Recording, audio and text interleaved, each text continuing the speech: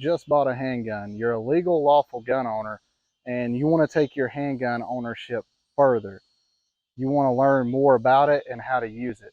So there's probably a lot of you people out there that are big into guns, that have guns, and that like you're like, man, I never even thought about this way. I never even thought about messing with my handgun like that, and kind of getting training on it. You really need to be training with this more than you do with your rifle. If you're a Giga Chad or whatever the cool kids are saying now, you're going to train with both similarly. You know, get in the reps with your handgun for a good 10 to 15 minutes a night, then get in a good 10 minutes or 15 minutes with your rifle.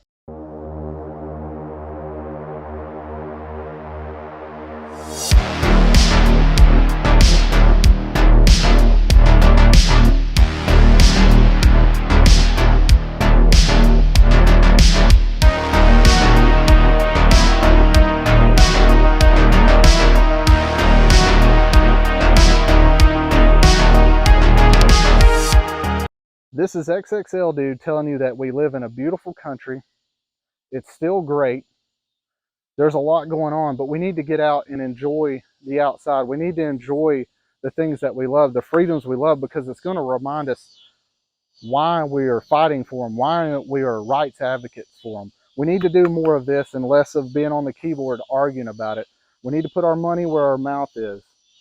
We need to walk the walk instead of typing the talk on our keyboards on Reddit and Telegram and Facebook and Instagram. We need to squash that crap. Get out here and put in the reps. Grand Thumb says it. Risky Krisky says it.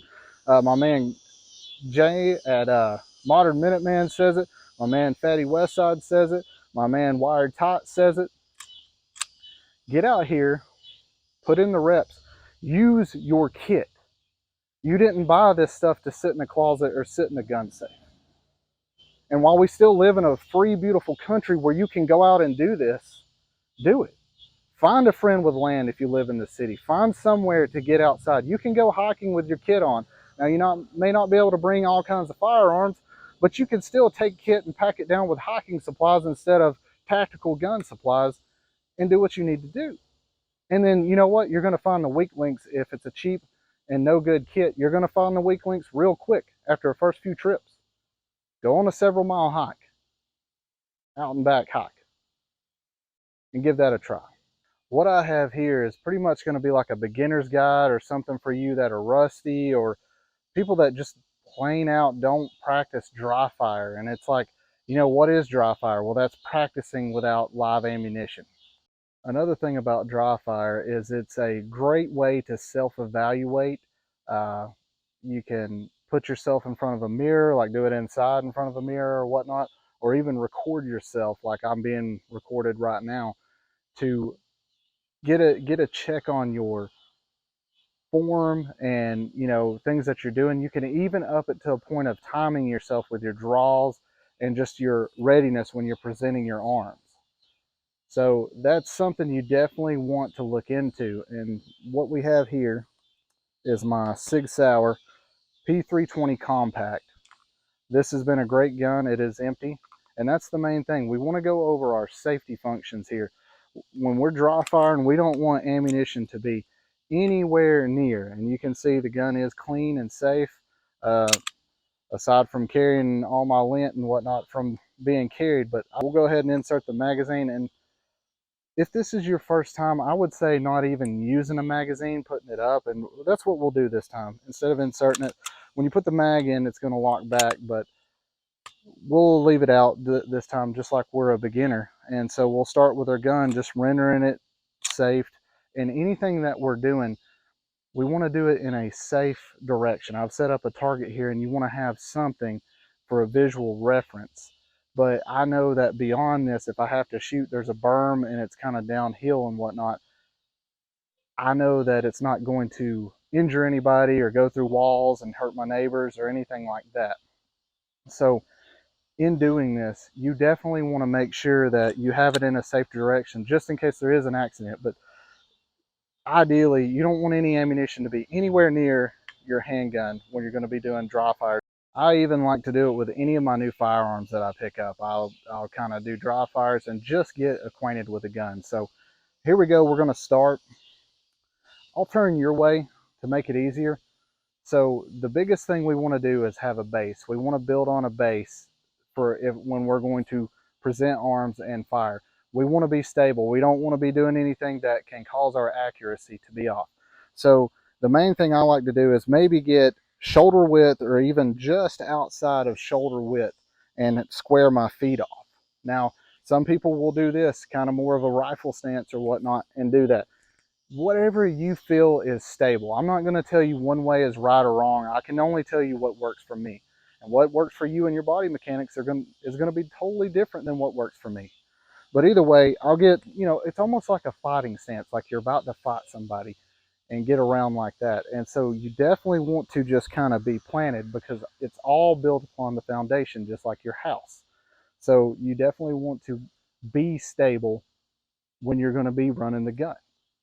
Step, we're going to call it step 2. Step 1 is planting your base for your foundation, and step 2 is going to be in how we grip the gun. So we're going to take the gun and just place it where the webbing of that is, and then we're going to wrap around. We're going to bring our fingers down and get up as close to the handguard here as we can. So webbing there, wrap around up as close to the handguard, just like that.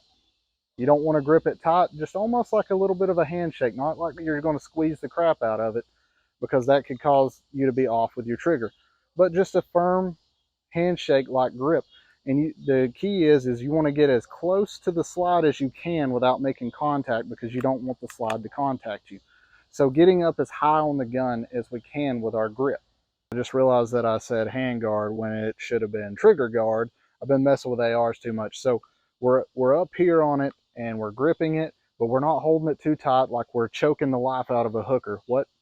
Anyways, we have the gun just firmly. Next is going to come in our support hand. So this is going to be our primary hand, and this is going to be our support hand. So the primary hand is going to do all of our trigger, slide locks, magazine release, all of that manipulation of the gun. Our support hand is going to keep us rolling. So with our grip on here, we're going to take our index finger here, and I like to take it, in this particular firearm, there's a groove here. I like to take it and go there and bring my middle finger of my support hand and put it in those grooves and just kind of layer it, just like that. And then you can kind of run it to get more comfortable. Like I'll bring this tight up underneath the trigger guard. And then the biggest thing is going to be your thumbs. You want to use your thumbs, and SIG does a perfect job of this for indexing, is you have your slide release here, and it's great to rest that thumb on. So if you can kind of see it, I have my trigger there and rest it there, and then there's my slide release with that. But I have the ability to point my thumbs at what I'm going to shoot at, and this makes perfect reasoning if I'm this close to a target that's about maybe 10 feet away. I can bring it up and I can hit this target without even aiming because I'm pointing my thumbs, and my thumbs are in line with the barrel. So the aiming is pretty much secondary. I can come up and run it just like that. And that's one good thing about a self-defense weapon and getting your grip down, is if somebody's coming up, that bullet's generally this close of a range is going to go right into what you're pointing at. So thumb placement and support hand placement is going to be really important with a handgun. We have step 2, which is our grip, that we're gripping the gun firmly but not, choking the life out of it. And then we're bringing our support hand, and I'm resting it here on the slide release and the slide lock release. This is the mechanism to take the gun apart that I was talking about there. So I'm able to rest my thumb there, and so I can bring the gun up just like that. And so that's going to be step 3, is your presentation of it. That's what's going to play a major role, is when you're bringing the gun up from a low ready, you're bringing the gun up and you're presenting it. You're presenting it out. That's one of the main things people need to work on, especially with their draw. A lot of people like to come up like that, and when you're coming out, like you're kind of going to throw yourself off. You're throwing that momentum up, versus when with the mechanics is you're pulling the weapon up from your body, you're coming out right at about your pectoral muscle, and you're driving the firearm out. You're driving it out towards your threat. This is going to give you time to bring those sights up to your dominant eye. That's what you want to do. Your head doesn't need to be moving around. You don't need to be trying to move around to find the sights. The biggest thing that dry firing will help you do in getting accurate and quick on the draw is having that ability to bring the sights up to your dominant eye. Now, I'm cross-eyed dominant. I'm mainly left-handed, but I shoot right-handed. I can shoot both-handed, but I'm better right-handed. And one of the biggest things you need to learn is which eye is dominant. And you're like, oh, Lord, how do I do that? Well, find something in the room, 5 to 7 yards away. Point at it, and then close your eye. Close your right eye, close your left eye.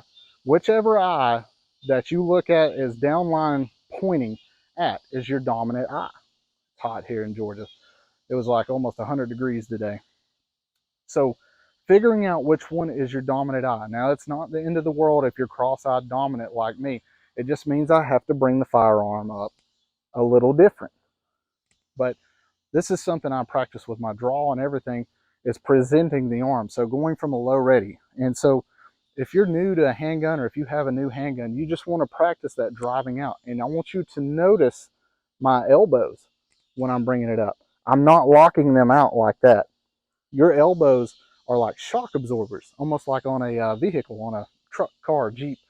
They're shock absorbers when you do that. And so when you're presenting the weapon and you're keeping them pointed and a little bit out like that, when you fire the gun, or whenever you come back in to assess your threat level, I mean, some ranges train that, and some classes force you to be that way and look around, but you can present the gun and you can bring it back in safe. But guess what? It's still right here for you to drive out and go to work when you need to. That's one of the biggest things on a handgun, is the ability to operate quick in a safe manner for you. It's not going to be safe for your target, but being able to get on the target quick and bringing it up. And so if you're presenting your thing and you're locking your elbows out, your gun is going to rise. When you do like this, you're not going to get as much muzzle rise. This thing at this point, you want to just take 2 or 3 minutes. Like, that's all it takes a night, is just getting to the point of presenting your weapon and bringing it up to your eye. Like, I've done this so many times, especially with this gun. Like, me and this gun feel like we were born into this world together. I've only had it a few years, but I've done this so much, and it makes me a lot better with it. But getting this down pat is going to make it that simple with any handgun that you have, as far as bringing it up and being on target and ready to go. So, and the other thing is, like, leaning forward, leaning back, or whatever, I just try to be stable. It depends on my terrain. It depends on what's going on. A lot of times I'll kind of pull down and have just a slight bend of the knees when I'm doing it. This keeps me ready to drive forward if I need to drive forward, or the slight bend of the knees keeps it so I can retreat to cover if I need to retreat to cover that we have. This is the fun part. We have our base and our foundation ready, and we're ready to bring it up and drive up. And then we're going to have our trigger pull. So we're going to come in, do a trigger pull. You don't want to go squeezing off the trigger and all that until you feel comfortable getting the gun up in presentation and ready to pull. And the other thing, like I said, about your elbows is your mechanics. Like, think of doing that, something like that. Just try to have them flexible, because that's going to make it a lot better. And you don't have to have them up here. Like, whatever is comfortable for you. Like, right here is a great neutral position for me, that I can bring the gun up and do what I need to do. And you can see when you drive out like that, like if you're having to transition targets at a wide range, it's a lot faster than sweeping. That somebody that you could be engaging here, you're not muzzle flashing your buddy or anything, swinging it out, and you're coming back to take care of another target. Doing this before you go to the range, is going to be good practice. Good practice to get you warmed up, good practice to get you ready to go. That way you can go to the range and do your business, or do it before, if you have to wait in line or whatever. It's really good to do. One thing I want to say is, I am not a professional, but I did stay at a Holiday Inn last night. And most of you were probably not even born whenever that came out to even know what I'm even referencing to. Golly. Either way, I'm just a guy who knows a thing or two because he's seen a thing or two. You probably won't get that one either. Ah, yes. Where was I? So you'll notice that we're not at a range today. We don't have live loads. And so, yeah, dry firing is not as glammy, or should I say grammy, as throwing hot loads down range just like your mom loves. No. So it's not, but it's good. And you're going to notice so much improvement by drilling and doing dry fire. And you can pretty much do it anywhere. You can do it in your backyard. You can do it in your house, in your man cave, even in your she shed, if that's, if that's your thing. It's great to do. It's great to put in reps. Biggest thing now, we are ready for the trigger pull. Make sure the gun's good and clear every time. And when you're coming up to the trigger pull, you want to use the middle of this end digit of your index finger. So when you're coming up to your trigger, and we'll do as Grand Thumb says, we'll ghost it together. So we're gonna rest our finger on the trigger there, midways. We have it, and we're just gonna squeeze. I know it's trigger, pull this, but you're not gonna pull the trigger, because when you do it like that, you notice the gun didn't move any. If I do it another way, I'm kind of exaggerating here, but if I use too little finger, it can push the gun this way. If I use too much, it can pull my shots that way. You want to get it just right. And you can even record yourself and practice with it where you are. This will help you be safe and this will help you be stable in your shots. And striker fired guns, you can sit here and do this all day long. It's not going to harm them. And they're pretty simple to fix if you need to fix it, if something does go wrong in the off chance. And so the other thing with accuracy is going to be with your support hand. As I'm shooting, especially if I'm trying to shoot for accuracy, is I will kind of tighten up here. You don't want to tighten here because it could pull. It could pull just the same way as our trigger finger could. But I tighten up here at the lower front of the gun, because on the mechanics of the gun, it's going to want to do that.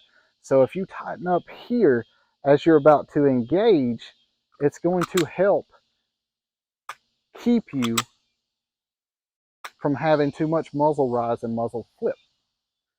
That's a really good pointer. Some people that do light competition shooting and whatnot kind of told me about this on a range one time. They seen me shooting my 45, and I was kind of doing that way, and he said, "Hey man, if those three bottom fingers on that, you kind of just use those to kind of tighten up and hold it just like you would be on a rifle, you're going to get a lot more accurate shots, because and a lot faster follow-up shots, because you're not going to have to be getting on target as much." And another thing when it comes to that is all of your nice quality handguns have what's called a trigger reset. And so I'll do the trigger here so you can hear. And now you'll notice I'm still holding the trigger pressed and letting out on it. Letting out on the trigger. There it is. Notice the movement on our reset versus if we let it all the way out. Hold. Make sure we get it good. Out. There it is. There. Using your reset will help you shoot faster and accurately. So when you're coming up and shooting, practice not letting that trigger go, not letting out on it, but just easing it till you hear. And most guns, you will feel a click. You'll definitely hear the click. And then shooting from there. As you up the tempo and the pace, you're going to be able to get faster in the way you fire your gun. And you'll also be able to fire it more accurately faster. So utilizing your reset and what I was telling you about using this to stabilize by pressing and kind of getting a better grip with these fingers, it's going to help you be more accurate and be able to get shots off faster. Now, none of this is going to mean anything if you don't drill with it, like doing your dry fire drills, just sitting here doing this and getting ready, presenting the weapon and getting on target with it. And really, just a few minutes of presenting the weapon, this is going to reinforce your muscle memory. And it's going to be those times when something's going on, you're not going to have time to think about what you're doing and making sure everything is set and ready to go. When something happens, you're going to automatically know to do that because you've done it repetitively. You've made a habit out of it. In your mind says, "Oh, threat! You're coming up. You're getting into the fight. You're getting into the stance to be ready to assess and take down your target." And with a handgun in a self-defense situation, that's when you're going to need it most. I mean, I've listened to quite a few podcasts that talk about it, and we're more likely, as legal, lawful gun owners that carry for defense, we're more likely to use this weapon right here, a handgun. That's why I'm starting with this. You need to know how to utilize it, especially if you have a especially if you have a concealed carry license, or you live in a state that allows you to carry. You need to practice with that. Just having this thing is not going to get you there. You can become more of a risk or a danger not having proper training, and you can train yourself. There's plenty of videos out there. You can sit here and go through the reps, and then, do it for a few weeknights after work or whatever. Saturday, go to the range and test it out and let me know. Drop it in the comments if it's working for you. I would like to know. Hit a thumbs up if you like what you're seeing here. Now, I'm not gonna get out here and ask people to subscribe to me. I want to earn your subscription. It's getting to be the thing. There's people that have thousands and thousands of subscriptions, and it's like, woo, they're subscribed, whatever. I only want people to subscribe if they find use in my content. That's what I'd like. If this helped them. And so, in closing, I would like for you to let me know what you think about this video. Would you like to talk about more? I can go over drawing, things like that, because there's not enough of this stuff on the market for newcomers. And we're getting a lot of new people to this genre, this sector. I guess I'm going to call it a sector, to the gun tactical preparedness, readiness. It should just be called being an American. You want your American card, like true blue American hero card. That's what they should call this. There's a lot of newcomers come around here, and I have a rant coming up that I'm going to release pretty soon talking about it, that I'll go over more. But I want to produce something for the beginners because there's not enough out there, and I'm not paid by somebody. I'm not selling classes. Not that that's a bad idea. Like, you should go to handgun classes if you have them in your area, or if they're not too far away, sign up for some beginner stuff. If you haven't ran handgun in a while, sign up for it and do it. A lot of times they're $100 or cheaper, and you never know what you might learn. Not everything is the gospel. What I'm saying is definitely not the gospel, but I know it works for me, and I know it's worked for other people that I've shown. And it's something for you to just get out there and try. But I see a lot of people doing crazy stuff and doing the gangster thing and all that. But I would like to just show somebody how to build a stable platform to be able to get on their gun and put some accurate rounds down range, and it might save their life if need be. So definitely like this. If you like this type of content, drop a recommendation or something you would like to see down in the comments, and let me know. But this is XXL Dude signing off and reminding you that resistance to tyranny is obedience to God. Y'all take care and get in the reps.